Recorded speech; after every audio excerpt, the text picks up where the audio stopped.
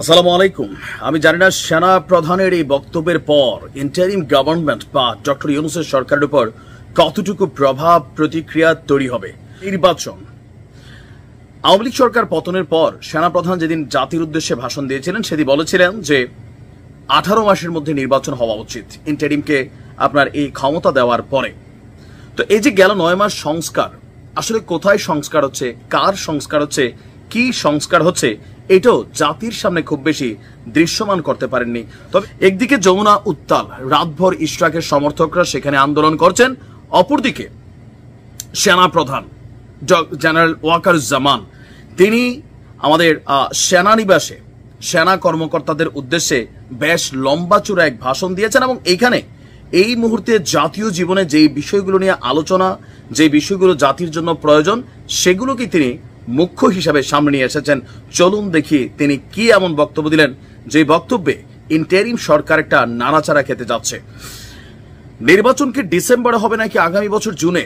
এখন আমরা বিএনপির অবস্থান দেখছি ডিসেম্বরের ভিতরে, বাট ইন্টারিম চাচ্ছে আগামী বছর জুনের মধ্যে। তবে আমাদের সেনাপ্রধান বলছেন যে যথাশীঘ্র সম্ভব আগামী ডিসেম্বরের মধ্যেই একটি গ্রহণযোগ্য নির্বাচনের মাধ্যমে রাজনৈতিক সরকারের কাছে ক্ষমতা হস্তান্তর করা প্রয়োজন। সার্বিকভাবে দেশে একটি অরাজক পরিস্থিতি বিরাজমান। বিভিন্ন মহল থেকে সেনাবাহিনী এবং সেনাপ্রধানকে টার্গেট করা হচ্ছে। মানবিক করিডোর, চট্টগ্রাম বন্দর, এইগুলি নিয়ে সিদ্ধান্ত নেওয়ার এখতিয়ার এই অন্তর্বর্তী সরকারের নেই। এগুলো রাজনৈতিক সরকার সিদ্ধান্ত নেবে। বর্তমান সার্বিক পরিস্থিতিতে দেশ এবং জনগণের কোন রকম ক্ষতি হোক এমন কোনো কাজ সেনাবাহিনী করবে না, কাউকে করতেও দেবে না। দর্শক, ঢাকা সেনানিবাসে সেনা কর্মকর্তাদের উদ্দেশ্যে সেনাপ্রধান জেনারেল ওয়াকারুজ্জামান আগুন ঝরা বক্তব্য দিয়েছেন।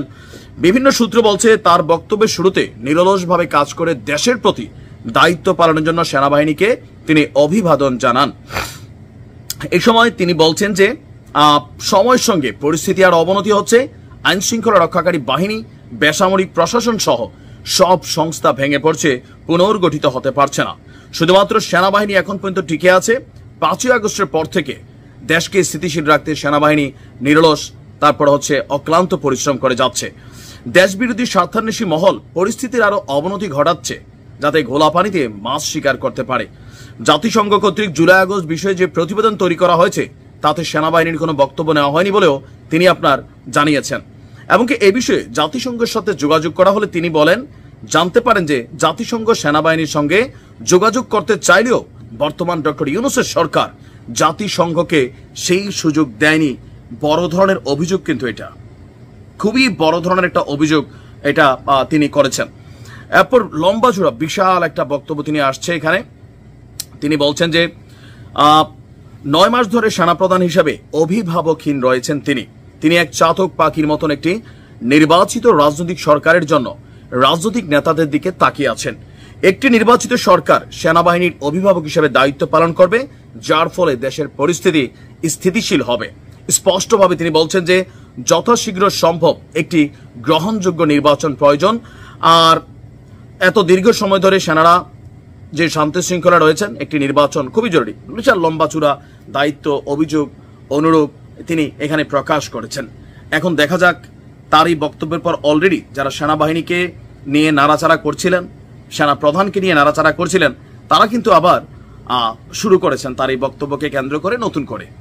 তবে আমরা মনে করি দিন শেষে সেনাবাহিনী বাংলাদেশের অহংকার, বাংলাদেশের গর্ব। সেনাবাহিনীকে নিয়ে কেউ কথা বলেন, কেউ তথ্য দেন অথবা জনমনে বিরূপ প্রতিক্রিয়া তৈরি করেন, এটা আসলে কখনো পজিটিভ একটা ইফোর্ট অথবা পজিটিভ কোনো ভূমিকা দেশের জন্য আনবে না। ভালো থাকুন। আসসালামু আলাইকুম।